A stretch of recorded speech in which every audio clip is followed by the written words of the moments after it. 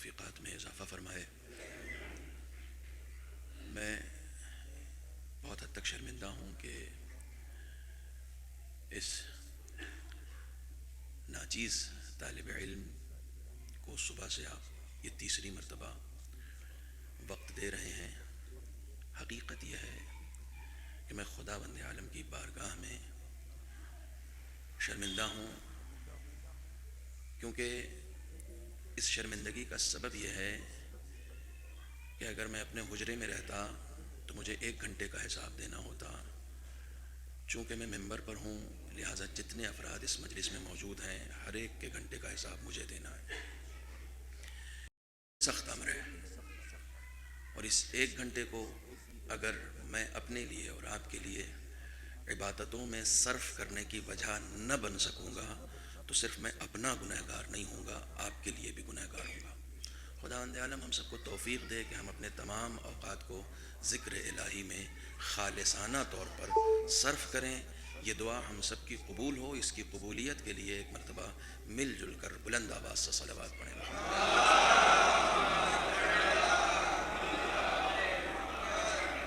میں نے پھر اسی ذکر کو دہرایا ہے، سورہ مبارکہ احزاب۔ صبح سے یہ تیسری مجلس ہے، اور تیسری مجلس میں کنٹینیو میں نے اسی آیت کو سرنامہ سخن بنایا ہے، سورہ مبارکہ احزاب کی آیت نمبر 41۔ خداوند عالم نے صاحبان ایمان کو مخاطب کر کے کہا کہ خدا کے لیے ذکر کثیر کیا کرو، زیادہ سے زیادہ خدا کا ذکر کیا کرو۔ بہت ساری عبادتیں ہیں جس کو خداوند عالم نے انٹروڈیوس کیا ہے، بہت ساری عبادتیں۔ فروع دین میں جو 10 آپ پڑھتے ہیں وہ تو 10 کو محدود کر دیا گیا ہے عبادتوں کی شکل میں، ورنہ عبادتیں صرف اتنی ہی نہیں ہیں جتنی وہاں بیان کی گئی ہیں۔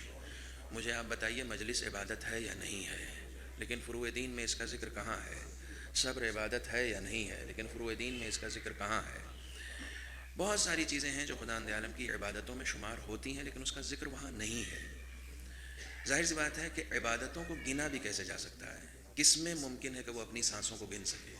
خداوند عالم ہر سانس کو عبادت کی شکل میں دیکھنا چاہتا ہے۔ خداوند عالم ہر نظر کو عبادت کی شکل میں دیکھنا چاہتا ہے۔ خداوند عالم ہر سماعت کو عبادت کی شکل میں دیکھنا چاہتا ہے۔ خداوند عالم ہر نفس کو عبادت کی شکل میں دیکھنا چاہتا ہے، اور یہ ممکن ہے، یہ ممکن ہے۔ میں نے جناب رسول خدا صلی اللہ علیہ وآلہ وسلم کی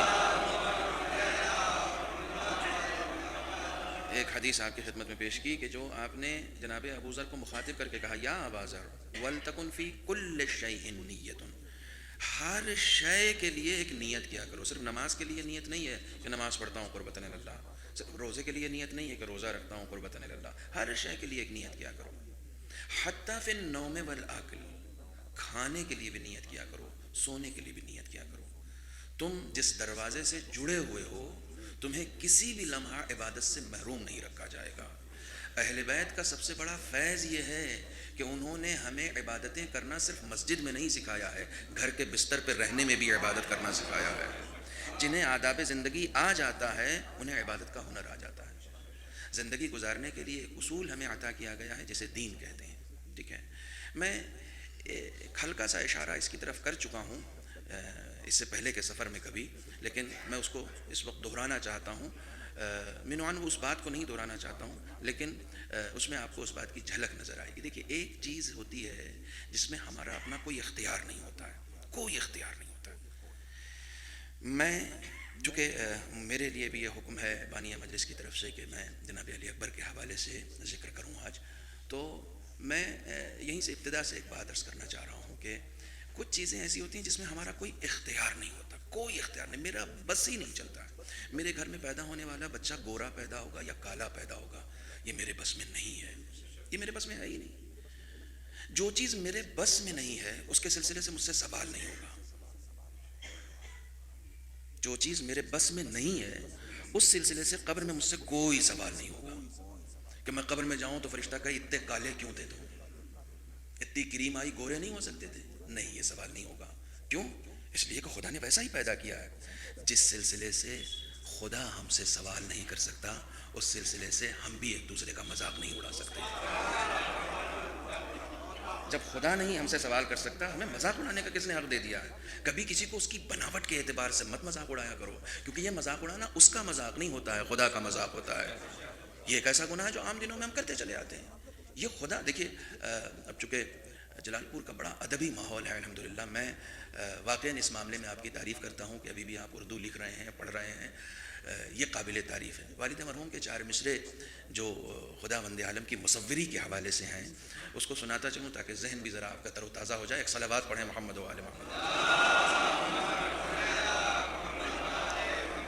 کہتے ہیں ہر تارے طلسمات صنم توڑ دیا ہے، ہر تارے طلسمات صنم توڑ دیا ہے، پتھر کے خداؤں کا بھرم توڑ دیا ہے، پتھر کے خداؤں کا بھرم توڑ دیا ہے، ایک آخری تصویر محمد کی بنا کر،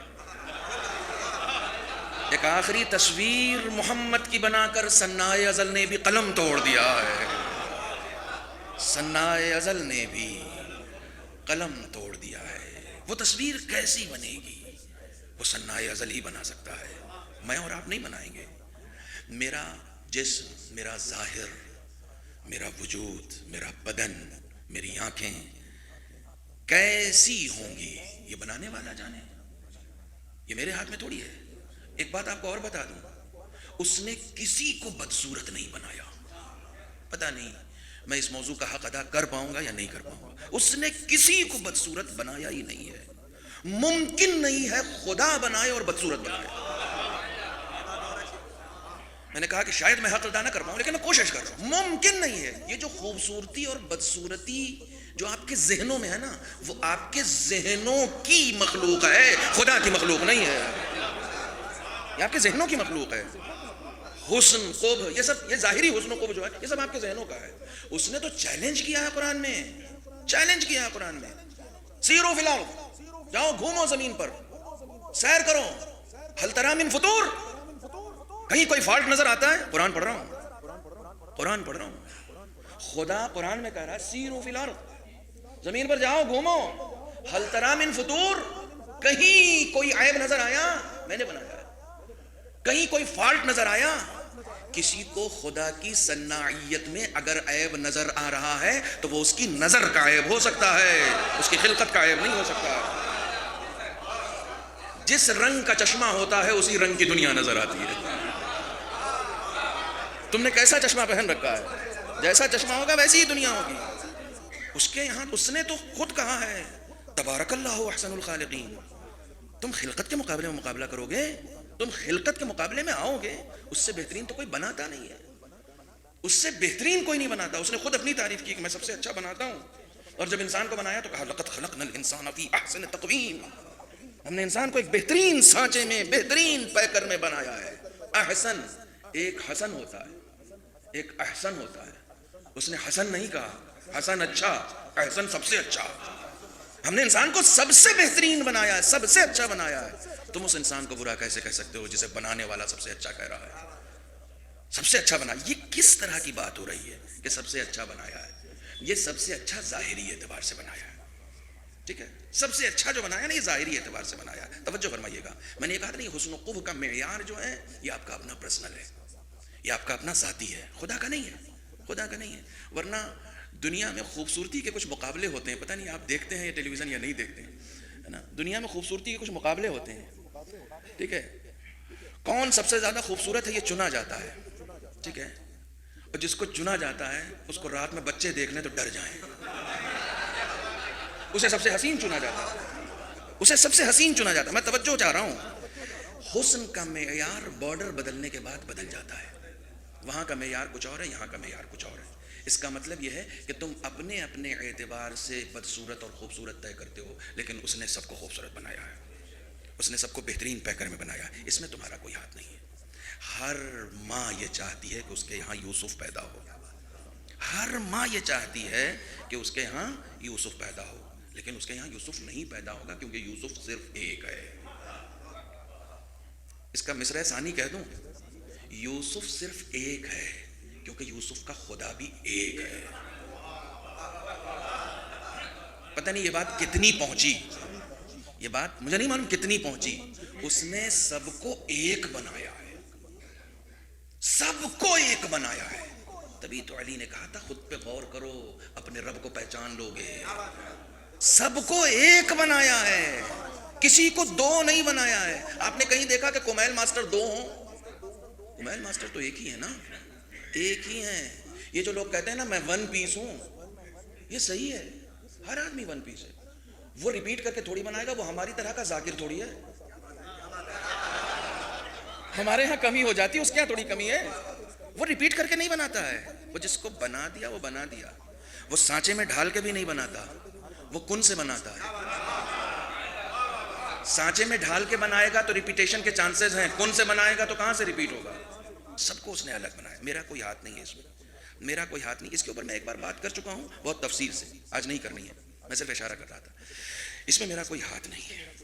مجھ سے میرے ظاہر کے لیے سوال نہیں ہوگا، مجھ سے میرے باطن کے لیے سوال ہوگا. مجھ سے جو سوال ہوگا وہ میرے ظاہر کے سلسلے سے نہیں ہوگا جو اس نے بنایا. یہ اس نے بنایا ہے. ایک کام وہ ہے جو خدا نے خود کیا ہے، ایک کام وہ ہے جو ہمیں دیا ہے. توجہ، ایک کام، ایک ذمہ داری خدا نے لی ہے. تو اس کو تھوڑا سا اور آسان کر دو. ایک ذمہ داری خدا نے لی ہے، ایک ذمہ داری ہم کو دی ہے. جو اس نے خود لی ہے ہم اس میں بھی انٹرفیئر کر رہے ہیں. جو اس نے ذمہ داری خود لی ہے ہم اس میں بھی انٹرفیئر کر رہے ہیں. میں ایک چھوٹی سی مثال دوں، یہ مثال آپ کے درمیان نہیں دی ہے میں نے کبھی. میں یہاں آیا ہوں تو مجھے کسی نے بلایا ہے، ٹھیک ہے. آج 3 مجلس ہے تو 3 گھر میں کھانا ہے. جس کی مجلس اس کے گھر کھانا ہے نا. کیوں کر رہا ہے وہ کھانا؟ کہ مولانا اب جلال پور میں آ کے کھانے کے لیے کہاں پریشان ہوں. تو کھانا ہم کرتے ہیں کیونکہ ہم ہیں میزبان اور مولانا ہے مہمان. جب بھی کوئی کسی کو کوئی ذمہ داری دے کے کہیں بلاتا ہے تو اس کی ذمہ داری اٹھاتا ہے.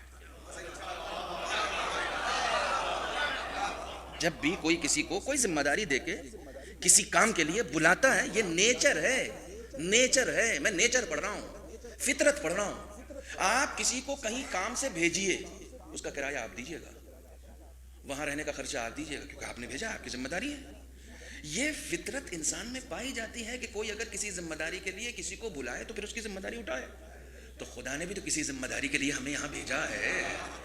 عام انسان بلاتا ہے تو ذمہ داری اٹھا لیتا ہے، خدا بھیجے گا تو وہ ذمہ داری نہیں اٹھائے گا.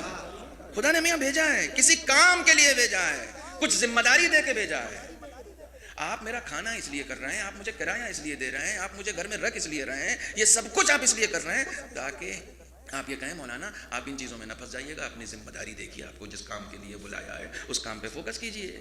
خدا بھی یہی چاہتا، میں نے بھی تم کو کسی کام کے لیے اس دنیا میں بھیجا ہے. تم ان سب چکروں میں نہ لگ جانا، سب کچھ تمہارے لیے پیدا کیا ہے، تم کو بندگی کے لیے پیدا کیا ہے، تم کو اپنے ذکر کے لیے پیدا کیا ہے. تو اس نے عبادتوں کو انٹروڈیوس کیا کہ یہ عبادتیں، یہ کام تمہارا ہے.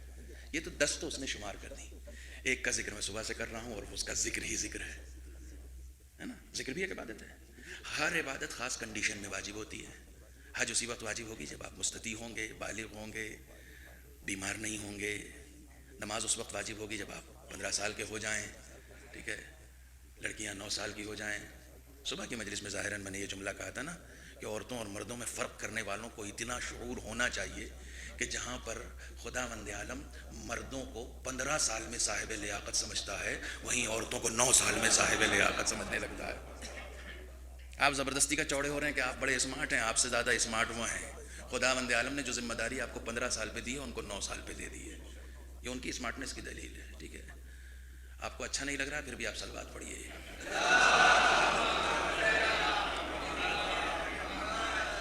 جن کو اچھا لگا وہ بھی ایک صلوات پڑھ دیں.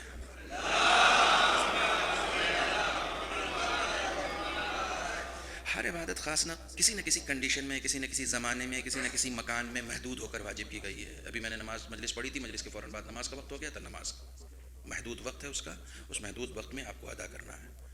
آپ یقین جانیں میں نے شکرانے کا سجدہ کیا ہے کہ ابھی ابھی میں نے تسبیح کے اوپر بات کی تھی اور تقریباً 80% مجمع نے اس پر اسی دن عمل کیا ہے. 80%. جانتے ہیں کیوں؟ یہ آپ کا قلب پاکیزہ اس لیے ہے کیونکہ آپ پاکیزہ لوگوں کی باتیں سننے کے لیے خود کو جمع کرتے ہیں. آپ ان سے جڑے ہوئے ہیں، اس لیے پاکیزگی پائی جاتی ہے، اس لیے پاکیزگی پائی جاتی ہے. مولانا غلام عسکری طابت سرا علی اللہ مقامہ ہمیشہ ایک بات کہتے تھے، ہماری قوم بے عمل نہیں ہے، بے خبر ہے. اس کی بے خبری دور کر دیجئے. عمل میں وہ اس قوم کا کیا مقابلہ کیا جا سکتا ہے جو رات بھر ماتم کر سکتی ہے؟ کیا صبح 2 رکعت نماز نہیں پڑھ سکتی؟ آپ نے بتایا نہیں ہے اس لیے نہیں پڑھتی ہے. صلوات پڑھیں محمد و آل محمد پر. ذکر ایک ایسی عبادت ہے کہ جس کو آپ کہیں پر بھی کر سکتے ہیں، ہر وقت کر سکتے ہیں، ہر لمحہ کر سکتے ہیں، ہر لمحہ کر سکتے ہیں. ایک مرتبہ یہ ذکر ذکر لسانی ہوتا ہے، ایک مرتبہ یہ ذکر ذکر قلبی ہوتا ہے، اور ایک مرتبہ یہ ذکر ذکر عملی ہوتا ہے. ٹھیک ہے؟ کب ذکر ذکر لسانی ہوتا ہے، کب ذکر ذکر قلبی ہوتا ہے، اور کب ذکر ذکر عملی ہوتا ہے. جلدی جلدی گزرنا ہے چونکہ آج اس کو مجھے ختم کرنا ہے. ذکر جب زبان سے ہو، ظاہر سی بات ہے زبان سے ذکر کا مطلب کیا ہے؟ اللہ اکبر. یہ اللہ اکبر جو تسبیح کا میں پڑھ رہا ہوں، یہ اللہ اکبر میری زندگی میں اسی طریقے سے اثر انداز ہو رہا ہے جس طریقے سے ہونا چاہیے، یا اس طریقے سے اثر انداز نہیں ہو رہا ہے؟ اس کے اوپر ہم نے غور کیا ہے کبھی؟ اللہ اکبر، یہ اللہ اکبر تسبیح زہرا کا اللہ اکبر وہ ہے کہ جس نے زہرا کو سکون عطا کر دیا، زہرا کو آرام عطا کر دیا. ٹھیک ہے؟ اس سے بڑا جملہ نہیں کہا جا سکتا کہ جس تسبیح نے فاطمہ کی مدد کی ہو